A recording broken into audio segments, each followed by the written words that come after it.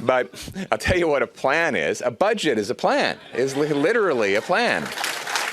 Pierre Poilievre and Mark Carney addressed their caucuses yesterday, and Pierre took a few pokes at Carney. Cost of living and budgeting.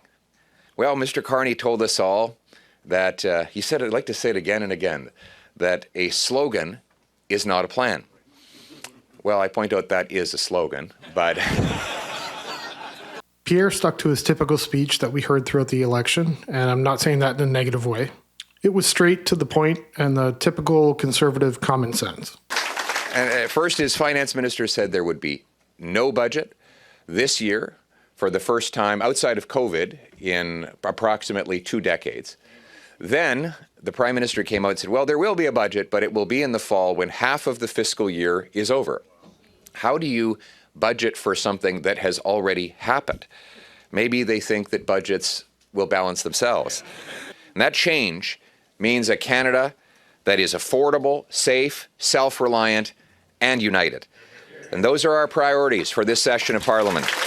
Carney's address, however, lacked any real substance. Early on, he mentioned how he had the largest women's caucus in their history. Largest women's caucus in our history, the largest. And if it's the largest women's caucus in the Liberal Party's history, it is the largest women's caucus in the nation's history, and we need to get it even bigger in the next election. Yeah. Now, I don't care if you're male or female, it really makes no difference. The best person should get the job. Pierre really showed how he understands the issues and he really knows how to fix them. Plan, first, we've got to get the cost of living down. And we're going to be demanding a spring budget that reveals the true deficit, lowers spending, taxes, and inflation. Second, to get homes built by cutting taxes and red tape on construction. Third, to restore economic independence by unleashing our businesses and our resources. Fourth, to bring safety to our streets by locking up dangerous offenders and securing our borders.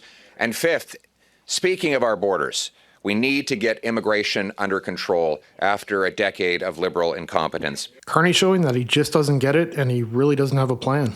Our government has been elected to do nothing less than define a new economic and security relationship with the United States and build, and there's a lot of ands in what I'm about to say, and build the strongest economy that works for everyone. Canadians also want their life to become more affordable. They want their communities safer. We will deliver these mandates with urgency and determination. Pierre calling out Carney for his dollar-for-dollar tariffs. And we can't help but note that the Prime Minister promised during the election that he would put his elbows up and apply dollar-for-dollar tariffs that would raise tens of billions of dollars. Now, let's be clear. He said that it would raise $20 billion this year alone, and he published that in a platform released after he had quietly eliminated most of those tariffs. So how is he going to make up the money? And why did he put his elbows down when he said they were up? Carney just really seems lost. He's trying to talk a good game, but there's just no value in anything that he's saying. The reality of the impact of our long-standing weak productivity that's making life less affordable for Canadians and is beginning to strain our government finances and starting to put at risk the social programs on which Canadians rely. These are the challenges we must face and turn into opportunities. Opportunities to give Canadians the Canada that they deserve. Opportunities to transform our economy to be the strongest in the G7. Opportunities to build new partnerships with reliable allies. Opportunities, indeed duties to secure our sovereignty and make our communities safe. So he's saying there's issues and we need to fix them, but we also need to do this. No. Focus on the real issues like immigration, government overspending, ditch that net zero and climate agenda, and put the criminals where they belong, behind bars. Mark Carney is a whole lot of talk and zero action.